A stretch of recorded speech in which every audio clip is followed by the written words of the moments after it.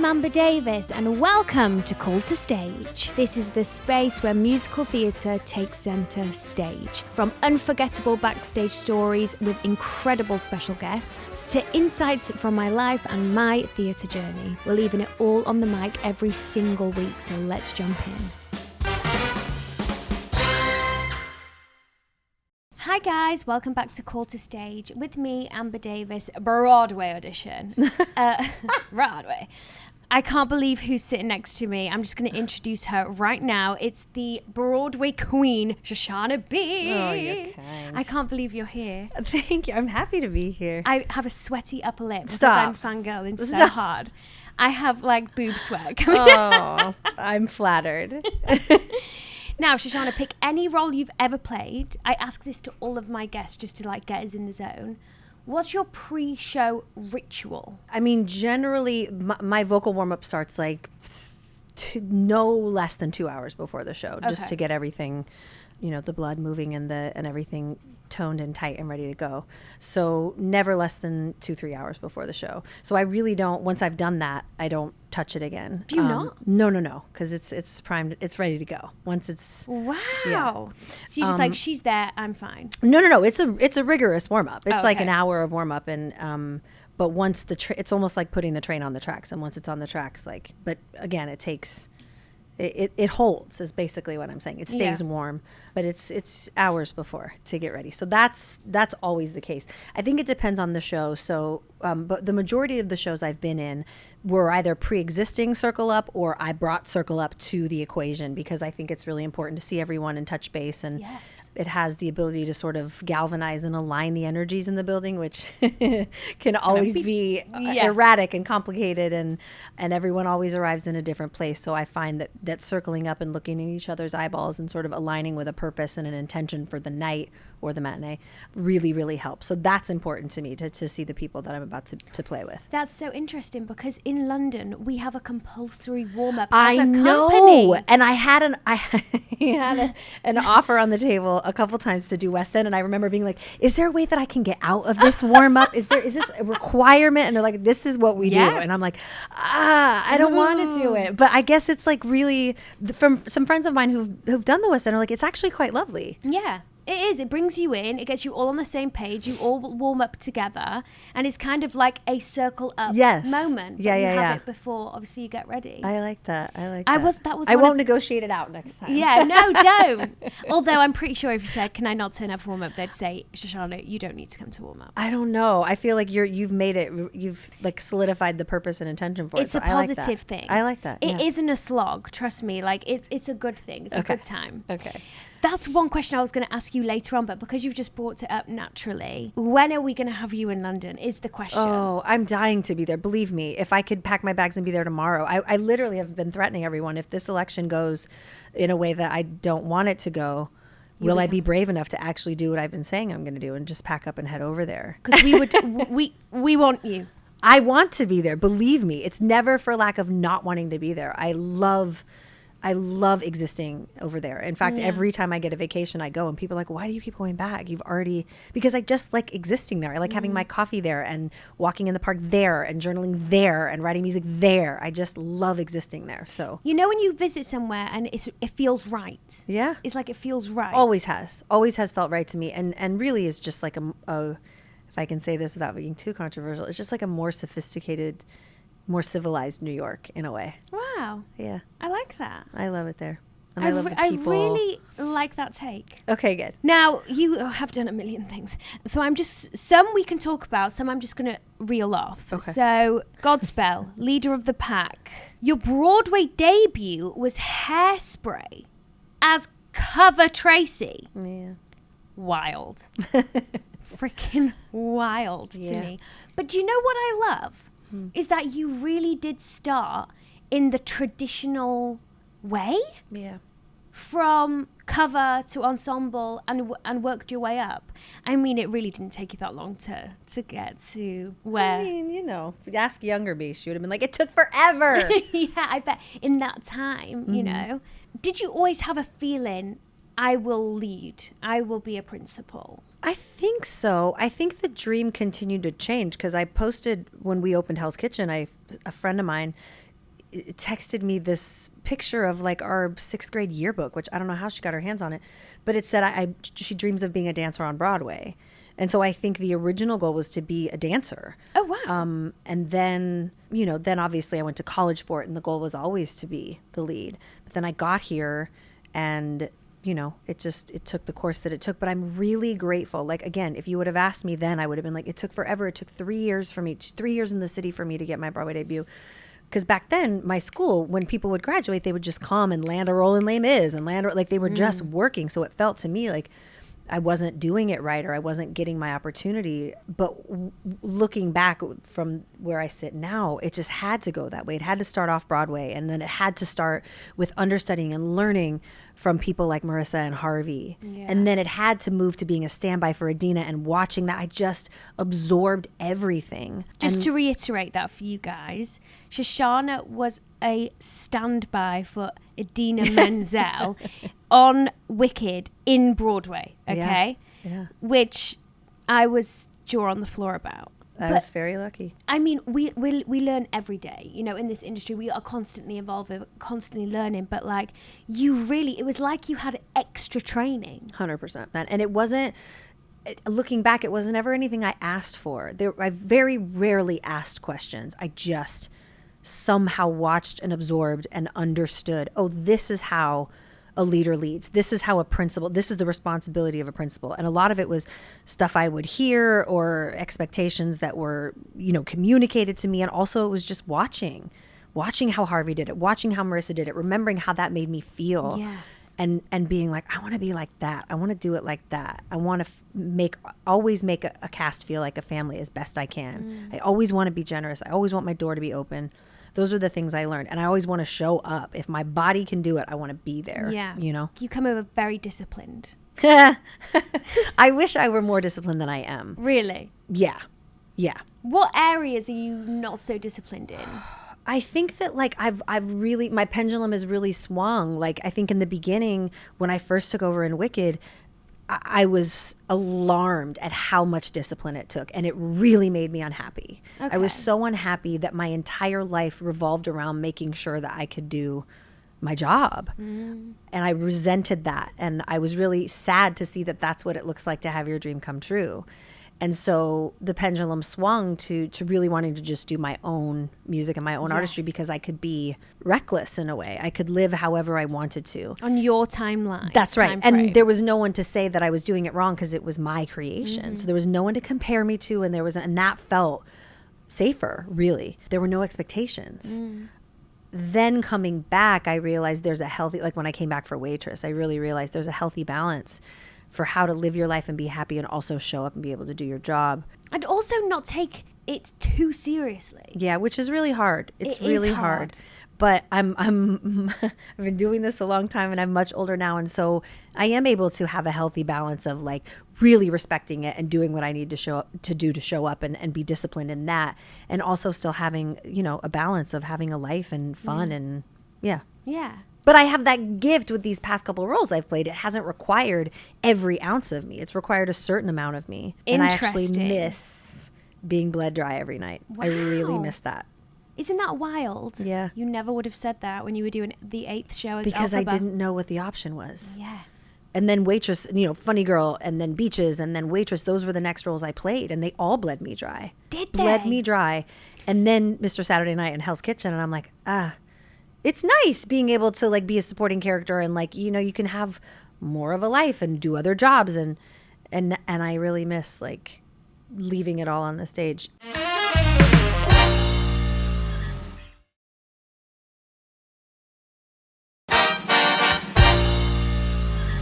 Dear John Mayer, you starred and wrote. You really went digging. I did dig. I love it. I appreciate it.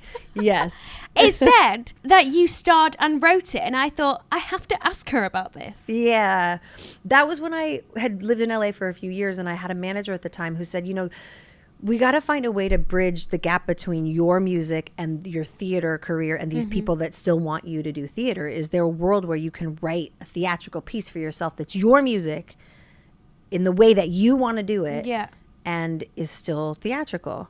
And so I wrangled one of my best friends from college, who's a brilliant writer, And I was like, let's come up with a concept in a show. And like, and that's what we came up with, was this sort of glorified one woman show. There were other characters. Okay. This girl who lived her life the way her family sort of required that she should, and it didn't go well. So she was back at home living with her mom in her 30s and had imaginary backup singers in her head and just always dreamed of being a singer and a star. And her sort of way into that was just like obsessing over John Mayer and listening to his music and creating a video blog in hopes that one day he would find it.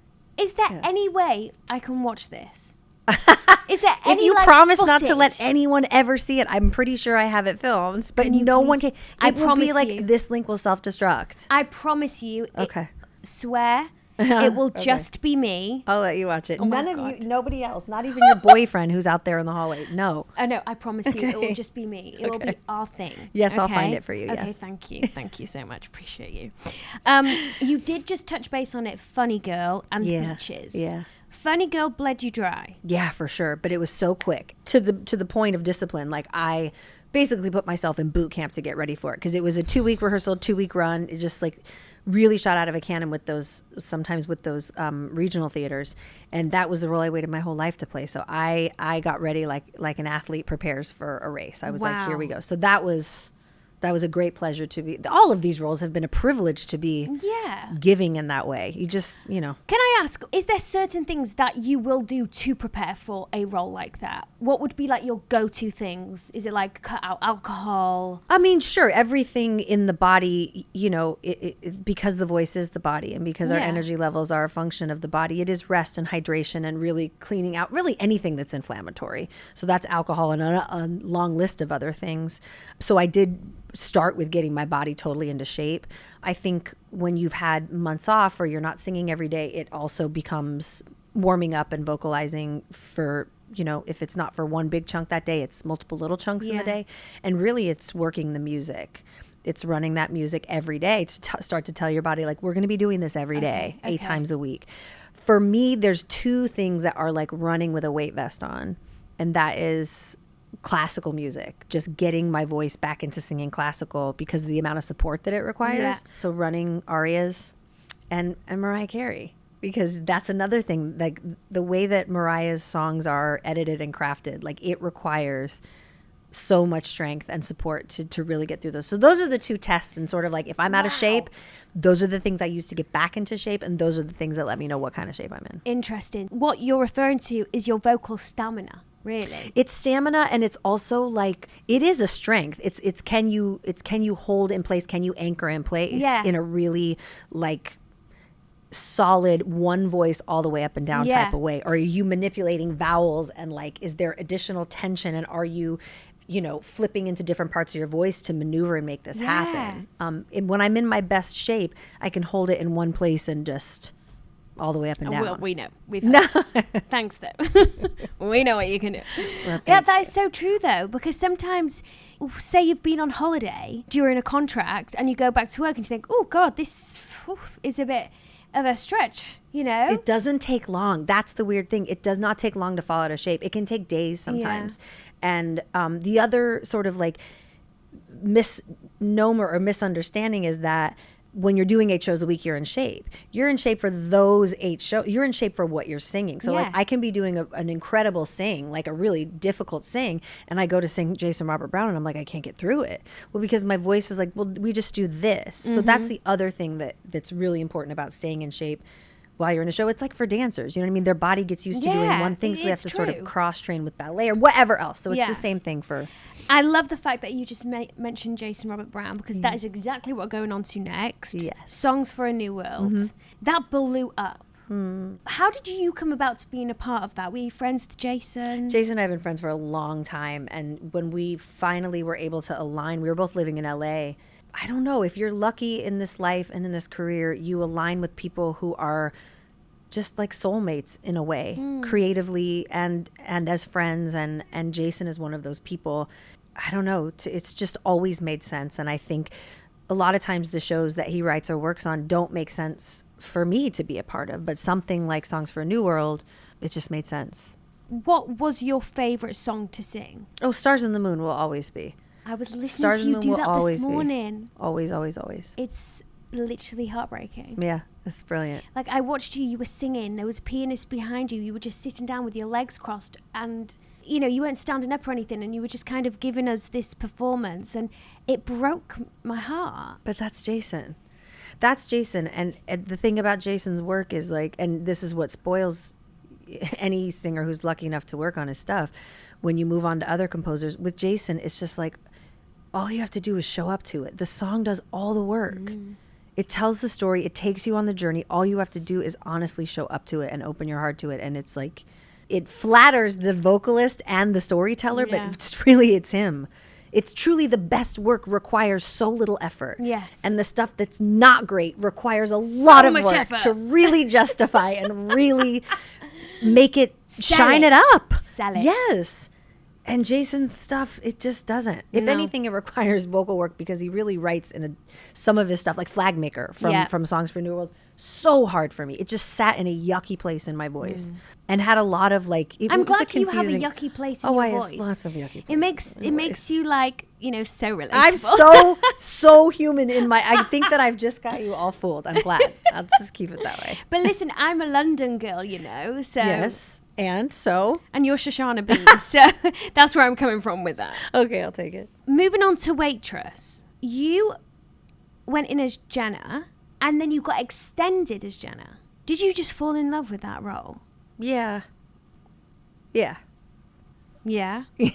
Oh, God. That's my favorite role I've ever had the good fortune to play, and I only get emotional because my friend Gavin Creel is like the reason that I got that opportunity.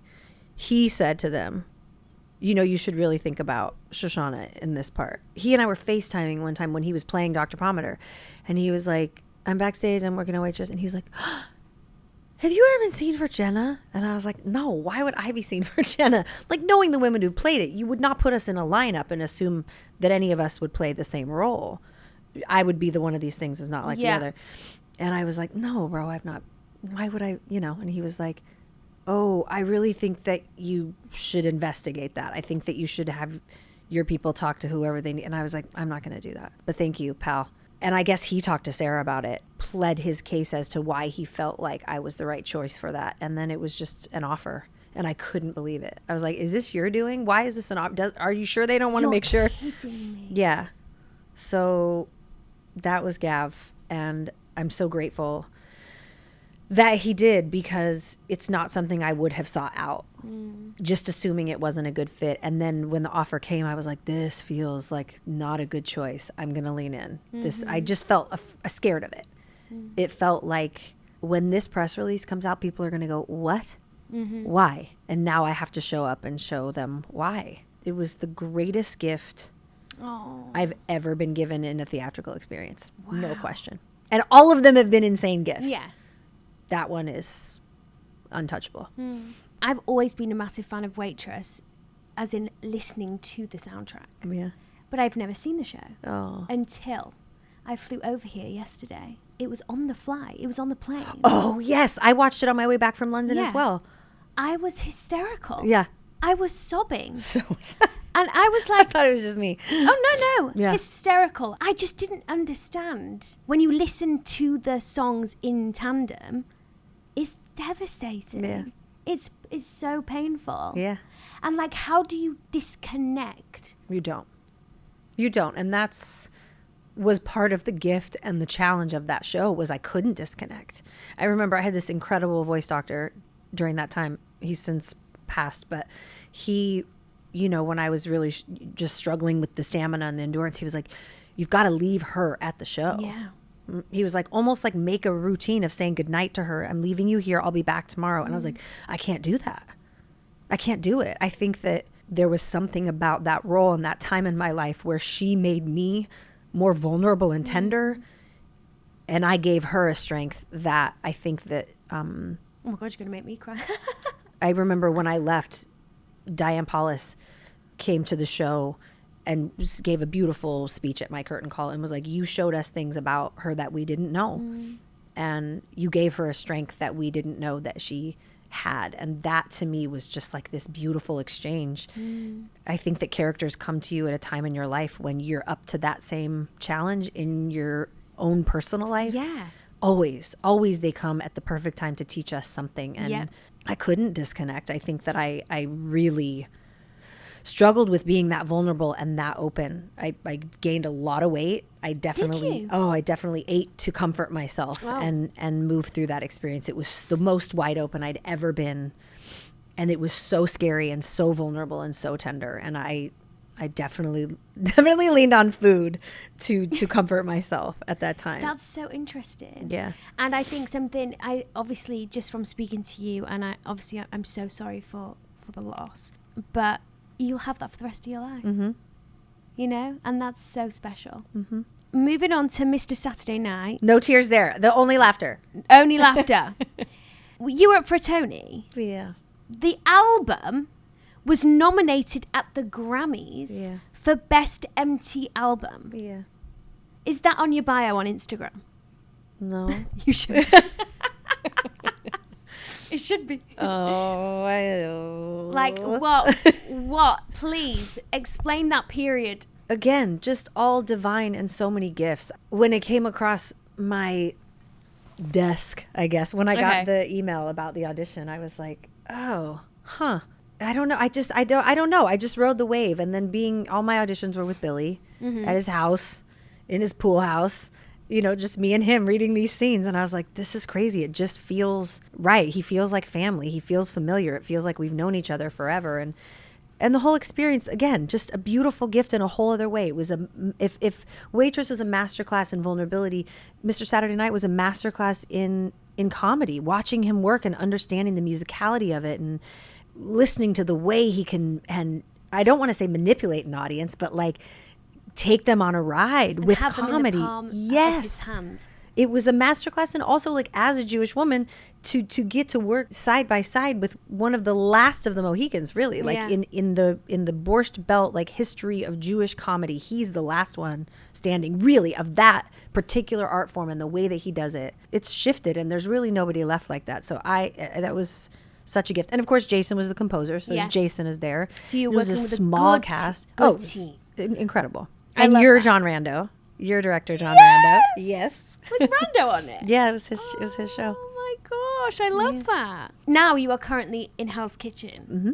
Original cast. Mm-hmm. I am coming to see you tomorrow night. Oh, perfect. And I can't wait. Okay. I have never seen you perform live. Uh-oh. I better turn it on for you. I will bring the tissues because I'll probably sob the whole time. You might cry, yes. You might cry. Were you originally in like the process of creating it? Yes. Both with Mr. Saturday Night and with Hell's Kitchen, I came into the process after they had really done the majority of their work. Okay. So HKI joined in the last workshop or reading before they went to the public. So it was pretty much solidified what it was looking like. They were in the process still of writing one of my songs, but everything pretty much was what it was when I joined. When we were moving to Broadway is when I had some more conversations with like the director, and when I was able to sort of like make a couple adjustments that would help justify and deepen some of the stuff that was already there. But it was really already, you know, it's my DNA because it's mine, and I don't know any other way to sort of show up. But the bones of it were already there for sure. Yeah. Okay, but you know, put your taste. Yes. I have listened to the soundtrack, of course, and you've obviously met Alicia Keys. Yes. Is she fab? Yeah, she's the best. She's, you know, the reason why I wanted to do the project, and I'm glad that I did, because the working relationship and the friendship that has developed with her is like, on top of all the other gifts that have come along with it, is certainly at the top. And is she hands-on with it? Yeah. She is? Yeah. That's amazing. Yeah, she straddled the coasts because obviously she has a family and a whole life out on the West Coast, but she was there. You don't have many shows left, do you? You have 6 weeks? Yeah. And of course you've mentioned that it doesn't bleed you dry like the other roles that you've played. Sure. So do you know naturally when to move on? Yes, I do. I definitely do. I think that I've learned that like a year is really my limit. Yeah. Not because I don't love it, not because there's not more to mine for and bring to it, not because I'm not extremely grateful, but there's so much more I want to do, and there's so many other projects, and, you know, another album to make, and I don't know, I just have so much else that I want to do. Yeah. So And that's really why it's time to go. And it was the length of my contract. Like that, I always had an 8-month contract with the option to extend, but I just felt like I feel complete, I guess. Yeah. It's just sort of like a heart thing. It's just like, There's I feel nothing else complete. to discover. No, there'll always be something else to discover. Oh, really? I want to be very clear about that. There's never an end to that. And that's what I love about what we do, and the gift of having a long running show is there's never, I'm not bored and I'm not done discovering things inside of the music or this character. And that's the beauty of working with a recording artist and a pop star like Alicia, is that she understands that you feel differently on different days. And so melodies are altered and riffs are different. Like the ability to change what I sing every day is such a gift, because we don't get that in musical theater. You do not. You got to sing what's written. And do you have the option? Absolutely. Oh, Within reason, of course. Like I'm not Brilliant. going insane, and she doesn't come back to the show and go like, what is this new song that you're singing? Like it's obviously with respect to certain things that she's particular about, and respect to like what she's written, of course. But we do have a gift, and being able to be, you know, what she said to me early on was shine unhinged. So I feel like vocally I get to be a little unhinged in this show. shine unhinged. Isn't that the greatest? I literally want that on my gravestone. Someone told me you should probably tattoo that on your arm. You should. It's a great mantra to live by, truly. And tomorrow night, I will shine unhinged for you. Just for you. yeah, I would really love the performance to be dedicated to me. You got like, it. If you would have Done deal. It's absolutely. I want to mention your own albums: Spectrum, A Farrell Street, Song Your Hallelujah, and Superhero. Mm-hmm. And you mentioned more to come. Yes. I'm deep in the writing process of the next record, and I'm taking my time with it. It's not going to be like in 6 months from now. I really feel strongly about having the right story of songs. When you go in to write an album, is it in your mind like each song connects in some way? Sometimes I with both with O'Farrell Street and with Superhero, I felt like they told a story and took a journey, because Superhero was very much about a certain person and O'Farrell Street was largely about a certain person. And so I tried to at least put the songs in an order that for me felt like they told the story from beginning to end. It's not a song cycle, if you will. Like it's not a music. Yeah, that's right. It's not like But I was wondering if in your mind. they all have to be, they have to live in the same world and be a part of the same snapshot of this chunk of time of who I was and what I learned. Does that make sense? Yeah. And also, is it like it's all from life, your life, what you feel, what you felt? Always. And sometimes I wish that I could draw inspiration, and sometimes I do, from things outside myself. But it's hard, because the real visceral, raw, honest, vulnerable stuff is my own. Yeah. You know? I think that's special. The hardest song in your career you've ever had to sing? Ooh. It could be emotionally, it could be physically, it could be one... I'm sure like 8 times a week back in the day, it was something in Wicked, and that changed all the time. When you're running, I was doing that show for almost 2 years, you know, between being the standby on Broadway and then on the tour, and it would shift. Sometimes I'd be like, this is so weird. I can't sustain the end of the note at the end of Wizard and Oz. Elikanamen. What's that song called? Oh, A No Good Deed. Thank you. I'm glad one of us knows the show. Sometimes it was like I was being crunchy at the end of Wizard and I. Sometimes it was like it would shift. So I think the hardest score I've ever had to sing was obviously Wicked. And also I was younger and I didn't really have a handle and a mastery on my voice back then. So I didn't know how to get out of trouble when I was in trouble. Okay. And that was early on in your career, so I'm not surprised. I was young, you know? and we didn't know any other way than to be at a 10 all the time, until my voice teacher was like, you're going to have to find like a B show and a C show, because you can't sustain doing this every show. But when I was in Waitress, I was like, I'm going to be a 10 every show. And if I have to call out, I'll call out. But like, I don't know how to not. That just is what I felt in Waitress. I'm like, I'm not giving you a B show. She used to be mine. It's not happening. No. So either I'll have to call, and I didn't. I mean, I didn't have to, gratefully, but Voice of Steel. I wouldn't say that. I would say technique of steel. So I know how to recover when I go too far. And you know how to get yourself out of trouble when you're in trouble. That's right. I feel like this is horrible advice. Yeah. It's very personal to my own It journey. helps no one. Do as I say, not as I do. Okay. Well, not that I had any expectations at all about how you'd be, but you have exceeded them all. Oh, good. You are just a dream. I am so glad you agreed to come on. When you messaged me back on Instagram, I literally had a fit. Well, thank you for having me. I'm so honored to be among your Broadway Edition. No, thank you so much. And guys, thank you for listening, and you're welcome for this episode. Thank you. Bye.